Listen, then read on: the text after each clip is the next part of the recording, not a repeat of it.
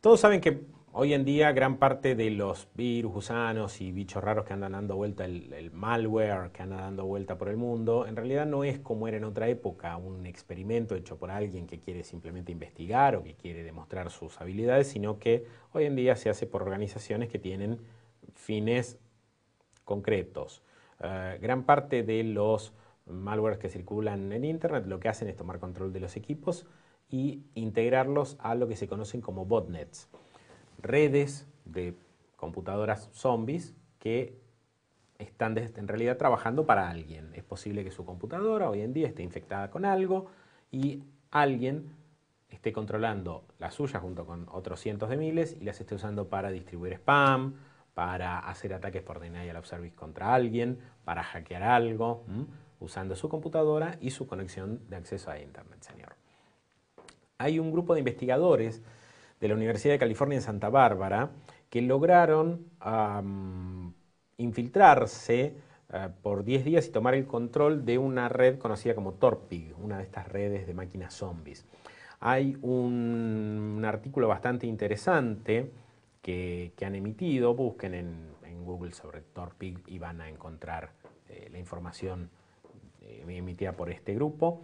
Pero es bastante interesante qué es lo que hicieron, cómo hicieron el análisis del funcionamiento, hicieron un análisis interesante de qué volúmenes de información maneja, qué tipo de información se maneja en este tipo de cosas. Hablan de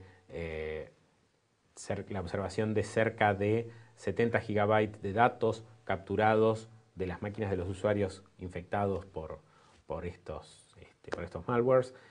Hablan de la extracción de cerca de 10.000 cuentas bancarias, es lo que ellos pudieron observar en ese periodo, de números de tarjetas de crédito, más allá de los temas de privacidad, obviamente, ¿no? Hablemos de términos puramente económicos. Recuerden que hay algunas mafias de algunos lugares del mundo que controlan aparentemente estas redes, ¿sí? Así que un artículo interesante para leer. Esta red, esta botnet Torpig ha estado en funcionamiento por lo menos desde el año 2006. Y a raíz de esto se discutían varias opciones. Por ejemplo, ok, no se puede tomar el control y apagarla, no se puede hacer algo al respecto. El tema es, ¿qué pasa con todas las máquinas que están infectadas hoy en día y que forman parte de esto? ¿Qué se hace? Si alguna acción que uno haga para tratar de desinfectar esas máquinas termina provocando un problema, de movida al hacer algo ya se estaría violando las leyes de muchos países. Porque es un acceso ilegítimo. Si tu máquina está infectada y alguien trata de desinfectarla sin avisarte, obviamente no se le puede ir a avisar a los 100.000 personas, 200.000, millón de computadoras, no se le puede decir, hola, voy a desinfectar tu máquina. Si se toma control de una de estas redes y se la usa a la propia red para suicidarla, autodestruirla y desinfectar los equipos, se corre el riesgo de que en algunos casos esto provoque fallas, que en algún caso alguna máquina deje de funcionar. Y pensemos que puede haber equipos críticos que estén infectados, pero que estén funcionando. De hecho, muchos de ustedes habrán visto que cuando van a la casa de algún amigo, algún familiar, y quieren usar la computadora, descubren que está llena de pestes raras, pero el dueño ni se da cuenta, ni lo nota, y muchas veces ni le preocupa. Sin embargo, sí le preocupa si por alguna razón deja de funcionar lo que sea que él hace con esa máquina. Entonces, hay mucha discusión sobre qué es lo que se puede hacer. En realidad, hay también quienes dicen, bueno, esto no se lo puede hacer un grupo de individuos. Habría que hacer algún tipo de acción donde el Estado sea el que decida apagar esto. ¿Pero qué Estado si esto abarca muchos países? Bueno, no sé, busquemos las Naciones Unidas, alguien. Y es un tema bastante delicado, porque en este programa también hemos hablado bastante sobre los avances del totalitarismo informático. Entonces tengamos cuidado con qué le pedimos al Estado, porque si por un lado le pedimos que apague estas redes de virus y gusanos, el día de mañana también van a tener derecho a apagar otras cosas que no nos gusten, o que no le gusten a ellos, y que sí nos gusten a nosotros. En fin, es delicado. Bueno, uno de los temas que más está circulando en este momento en el mundo, en el ámbito de la tecnología, es el tema de Windows 7. Seguramente el amigo Alejandro Ponique va a decir un montón de cosas al respecto.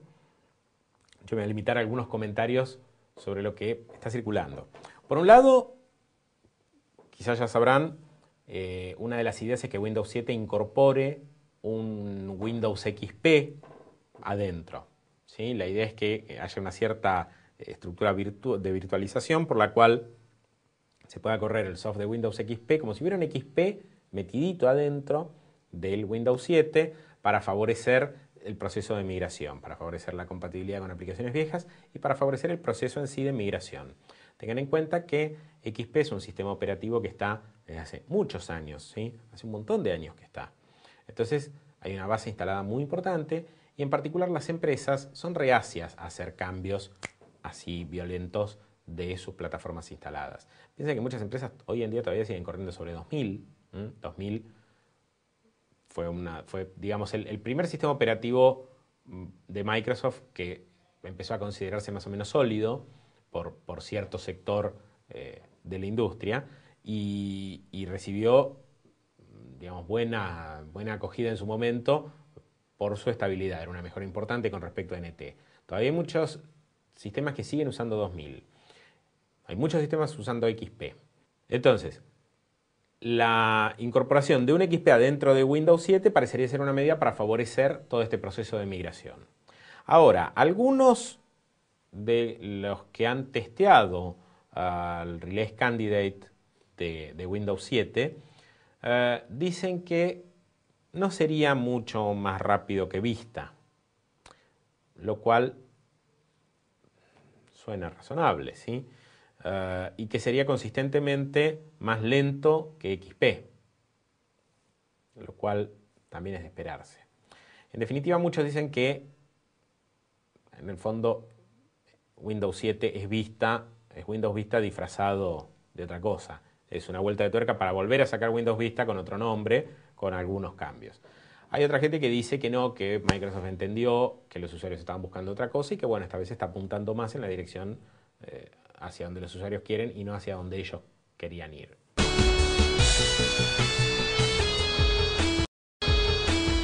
Bueno, Dominio Digital continúa ahora con este comentario de Daniel Sentinelli. Lo que yo considero es que son argumentos emocionales, tanto el del terrorismo como el de la pornografía infantil, son argumentos puramente emocionales que lo que pretenden es lograr el apoyo de la gente para otro tipo de fines. Pretenden lograr que la gente apoye estas medidas que no pretenden ni combatir el terrorismo ni la pornografía infantil, sino que, por un lado, pretenden establecer un control sobre la población.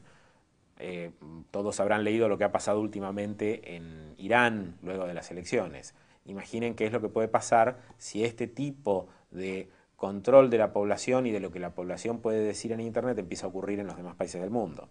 Y por otro lado, creo que hay un lobby muy importante de las empresas vinculadas con la producción de contenidos, de diversión, de música, de películas, que en realidad están preocupadas por el intercambio libre por parte de los usuarios del material sobre el cual ellos tienen derecho de propiedad intelectual. Y lo que se pretende en muchos casos es controlar esto. Estamos hablando de que con nuestros impuestos, los de los ciudadanos, se creen estructuras para controlarnos a nosotros mismos y para beneficio de distribuidoras de contenidos. Creo que tenemos que entender qué es lo que está pasando para evitar que esto siga creciendo. Por el momento, en Argentina no tenemos este problema, pero si no nos preparamos y si no vamos concientizándonos de qué es lo que nos va a ocurrir dentro de poco, esto nos va a pegar de rebote. Piensen que sabemos que lo que ocurre en Estados Unidos y en Europa, un par de años después empieza a ocurrir acá. Por favor, les pido que estén preparados. Históricamente había un montón de cosas que uno sabía que eran. Por ejemplo, un auto. Yo sabía que era un auto, el auto era mío, yo podía hacerle las modificaciones que quisiera, los arreglos que quisiera, podía repararlo, mientras respetara los códigos explícitos, ¿sí?, al respecto, las regulaciones establecidas con respecto a luces, con respecto a elementos de seguridad, etc., y con respecto a no modificar elementos críticos del diseño aprobados, vinculados precisamente con seguridad, yo podía, obviamente, reparar mi auto y cambiar piezas y hacer lo que quisiera. Como un ejemplo. Pero ¿qué pasa? Que en los últimos años, muchas de las cosas que antes considerábamos como elementos independientes son en realidad computadoras o contienen computadoras cumpliendo muchas de las funciones que antes realizaban componentes mecánicos. Hoy en día, ejemplos simples, una cámara fotográfica, un teléfono celular, en realidad son computadoras con algunos elementos adicionales. Y eso hace que se puedan hacer o dejar de hacer o restringir la posibilidad de hacer cosas que antes ni se soñaban. Ejemplo, un auto. Un auto podía hacer tal o cual cosa y si el auto se rompía, yo podía arreglarlo o llevarlo a arreglar. Listo, resuelto el problema. Hoy en día, un automóvil contiene, la mayoría de los automóviles modernos contienen computadoras. Computadoras que manejan, que tienen un montón de sensores, ¿sí? Y que controlan permanentemente un montón de parámetros del auto vinculados con la combustión, el consumo de combustible, etcétera, etcétera, y provocan cambios en cómo funciona ese auto.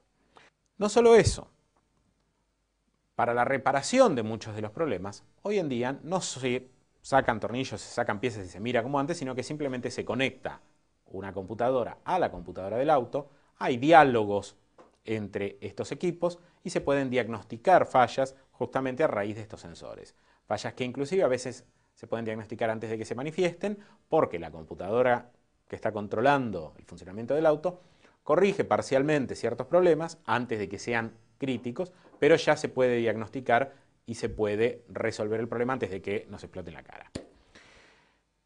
Pero esto también es un negocio para las automotrices. Como estos protocolos, la comunicación entre estas computadoras de los autos y los dispositivos para leerlas no son necesariamente públicas, hay un negocio alrededor de esto. Hay un negocio en todo el mundo. Hay negocios vinculados con las concesionarias oficiales, con talleres autorizados, con la venta de equipos que permitan hacer esto a talleres mecánicos independientes. Esto varía mucho dependiendo de las marcas de los automóviles, de los países, de cómo funcionan las cosas en cada país. Hay marcas o hay culturas en la cual a nadie se le ocurriría ir a un mecánico independiente, sino que van a ir sí o sí al service oficial de una marca. Hay otros países donde se acostumbra más a trabajar con un mecánico independiente de confianza, pero en cualquier caso hay toda una estructura de negocio montada alrededor del secreto de todo esto. Inclusive muchas veces, y esto ocurre con cierto tipo de autos, se presentan problemas o se presentan indicaciones acerca de la necesidad de realizar tal o cual test o de que hay tal o cual problema o de que hay que realizar tal o cual proceso o service después de tantos kilómetros. Y hasta hay situaciones donde el auto empieza a funcionar de manera degradada o eventualmente puede llegar a negar el funcionamiento de ciertos componentes si no se realiza ese service. Service que muchas veces no necesariamente es necesario. Está pautado que a los tantos kilómetros hay que hacer tal service. Pero muchas veces se trata solo de un chequeo, identificar que algo está bien, ni siquiera tocar nada físicamente, solo un diálogo entre computadoras, que puede llegar a costar carísimo. En el estado de Massachusetts, en este momento, se está pasando una propuesta para garantizar justamente que los dueños de los automóviles tengan derecho a manejar la reparación de sus vehículos como quieran. El auto es mío, yo puedo hacer lo que yo quiera. Y que entonces, a raíz de esto, las empresas automotrices se vean obligadas a abrir de alguna manera los protocolos o a dar información con respecto a estos componentes del auto.